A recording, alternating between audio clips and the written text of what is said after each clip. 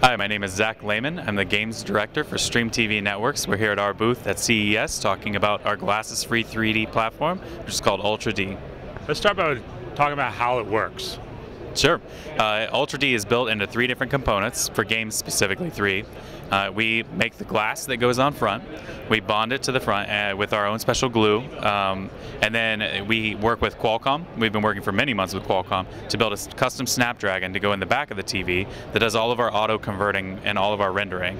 And then the third part for game developers is we have a software SDK that goes into the games that allows them to eliminate any type of lag that might be created by the automatic conversion from 2D to 3D or 3D to 3D that we perform on the firmware. So that gives us a 3D glasses-free product, free of lag, free of any powerful CPU overhead, and it's just a great consumer product ready to be enjoyed. How many developers have you guys distributed to so far working on games?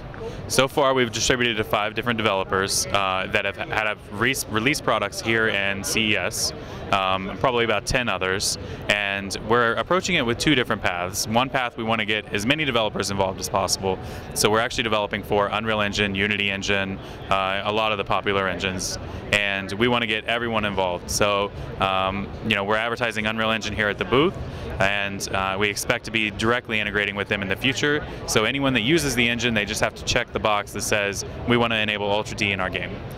So you were saying also for people that have an Xbox One or PS4, this will automatically turn their current games into a 3D experience. That's correct. It doesn't matter what source you're coming from. We are source agnostic, so we take 1080p is most likely what comes out of the consoles right now. We'll take that, we'll shoot our algorithms into the scene, create a depth map, apply that on top of whatever source you guys are giving us, the consumer, and we'll create 3D from that. So there might be a tiny bit of lag without the SDK, but we have a lot of publishers that we're talking to that are also looking at doing back content that they want to integrate the SDK and re-release updates for. So throughout 2015, we're going to start building a catalog that is going to include almost every game released and going to be released. Now this also supports 4K, so can you talk a little about how that makes the game look better even if it's not a 4K game?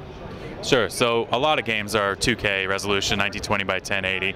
We use the extra pixels to assign depth.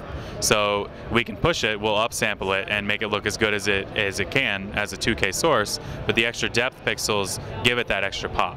So, we got lots of color. A good comparison, a lot of people leap to the 3DS because it's also glasses-free 3D. The 3DS, the glass on the front and the glue that they use to bond it, it cuts about 50% of light. So our special glass and glue cut less than 1% of the light. So there's no darkness, there's no saturation that is unnatural, and that's where you're really going to see the extra pop in our product. Talk a little about some of the games you guys have here on display. Sure, we've got a lot of smaller games that we're working with now, and the larger games will be coming later. We've got the Solus Project, which is developed by Telltale Studios. That's a survival game that we're working on, that they're working on with us. We've got Refunction, which is a Portal-style game. You collect things and try to avoid AI bots that are out to kill you. We have a lot of demos from Epic directly. And we have Factions, Malu, and they are an MMO. We've hacked off the MMO part since there's really terrible internet at CES to build a single-player environment. That's coming out soon. We have Northern Shadow, which is a mix between city building, world building, and also first-person experience. And we have Ether 1 here as well. That rounds out the teams. Ether 1 actually released on PC several months ago.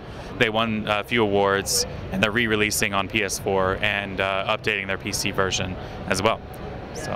So a lot of the games you did mention are PC, but if it is a PS4 version, then you plug in your PS4 into one of these TVs and it will become 3D. Yes. Yeah, that's the case. It doesn't matter if it's a PS4 or an Xbox One or a PS3. It really doesn't matter. As long as it does HDMI, we're good to go. Will all those games that were developed for the Sony PS3 that were developed for 3D work through this device? any type of content, not just games too. The old games will work. You can watch your favorite sitcom shows too. Live sports.